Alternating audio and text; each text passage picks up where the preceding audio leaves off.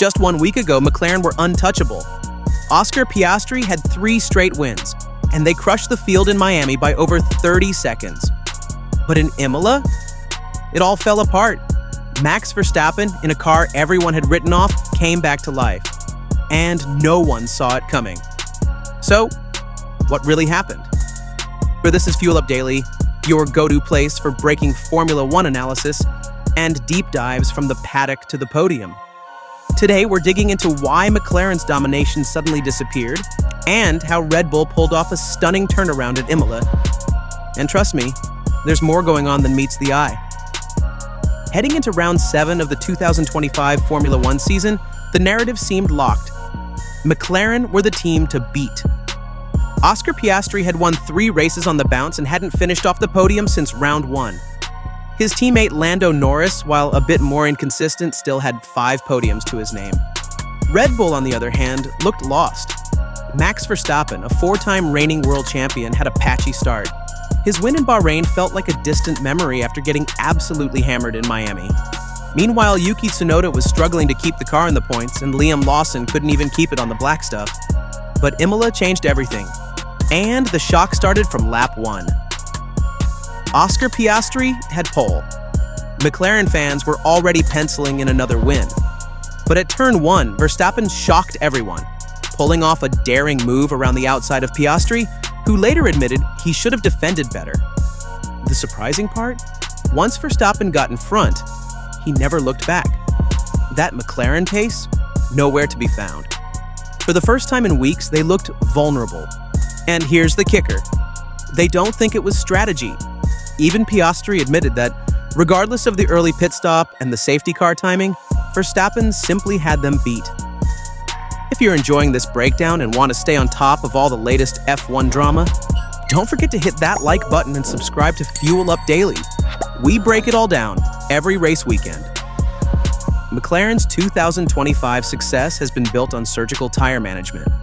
They consistently extract pace from aging tires, often long after rivals drop off. That's what made Miami so brutal for the rest of the grid. But in Imola, it didn't click. Even with clean air, the McLarens couldn't close in on Verstappen.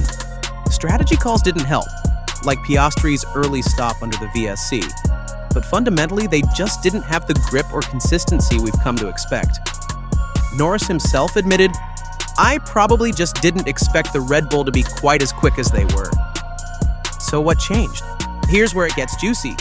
Red Bull had quietly introduced updates in Miami, most notably a new floor. But it didn't seem to move the needle. Then came Imola. This time, they rolled out a significantly revised rear-end package, including a reshaped engine cover, suspension tweaks, and crucially, geometry changes to camber and toe. These updates dramatically improved airflow and tire performance, 2 areas where Red Bull had been lacking. According to Christian Horner, they've finally found a balance between front and rear grip, which stops the car from sliding and allows better temperature control. The data backs it up. In his opening stint on the medium tires, Verstappen was metronomic, lapping within a tight half-second window. That consistency is what had been missing all season. And here's the twist. The new rear-end geometry suspiciously resembles McLaren's design. Coincidence or inspiration? Then just wait till Monaco, because if Red Bulls finally got on top of their balance issues, the street circuit could expose even more about McLaren's real weaknesses. As we head into Monaco, the championship fight is far from over. Piastri still leads, but now only narrowly from Norris, and Verstappen is closing fast. If Red Bull has genuinely solved its tire degradation issues, then we might be on the brink of another classic Verstappen title comeback, right when everyone had counted him out. But make no mistake, McLaren are still dangerous. They've already shown they can bring upgrades that deliver instantly, and Monaco rewards precision, something Piastri and Norris have in abundance.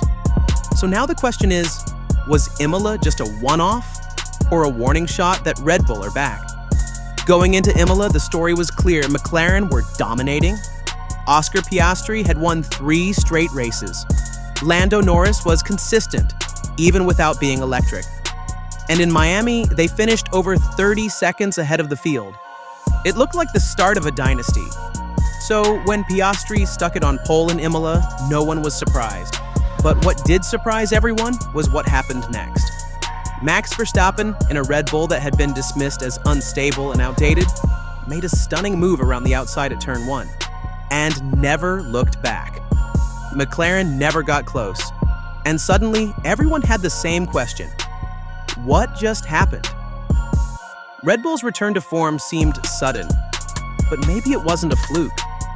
Team principal Andrea Stella pointed out that Imola, like Suzuka and Jeddah, favors high-speed cornering, an area where Red Bull have historically thrived. Still, even on tracks like Japan, McLaren were able to hound Verstappen the entire race. They couldn't pass him, but that was down to track design, not outright pace. So, why couldn't they apply the same pressure in Imola? Well, this is where it gets complicated, because there were a couple of things happening behind the scenes that most fans never heard about. And one of them involves a set of secretive technical directives that the FIA quietly introduced just before Imola. The FIA issued 2 technical directives before the race at Imola, both of which could have had huge implications. First, there was a directive about skid blocks and plank wear. It clarified what kind of materials and mounting methods were allowed under the car. Why does this matter? Because some teams had been using clever tricks to run their cars lower, improving performance, while still passing post-race checks. Teams like Mercedes, who'd been visibly bottoming out and throwing up sparks all season, suddenly lost pace. Coincidence? Maybe. But it's possible they and others had to raise their ride height in response to the directive. McLaren, for their part, insists this directive had zero impact on them. If you're enjoying this kind of deep dive F1 analysis, hit that like button and subscribe to Fuel Up Daily. We cover what the broadcast doesn't. The second directive might be even more interesting. This one didn't change the rules, it clarified them. It came after Red Bull asked the FIA about tire cooling systems, including water-cooled wheel assemblies. The FIA responded by issuing guidance to all teams. Such systems are not allowed. The implication? Someone might have been using one. Christian Horner was quick to stir the pot. He hinted that Red Bull's win at Imola was less about their upgrades, and more about McLaren mysteriously losing performance. Rumors have swirled all season that McLaren were using a clever water-based system to control tire temps. But the FIA have already inspected McLaren's car after Miami, both trackside and at their factory. Their conclusion? Everything's legal. In fact, they even called the brake cooling system clever but compliant. Still, suspicions remain. And here's the thing, even if McLaren did make a change, we'd probably never know. But what we can do is follow the signs. Let's talk upgrades. Both McLaren and Red Bull brought changes to Imola. McLaren introduced a new rear wing and updated the rear corners of the car, but the gains were minimal. Red Bull, meanwhile, brought a new engine cover, reworked rear suspension, and made changes to camber and toe geometry. According to Horner, these tweaks helped stop the car from sliding and improved tire temperature control. The proof?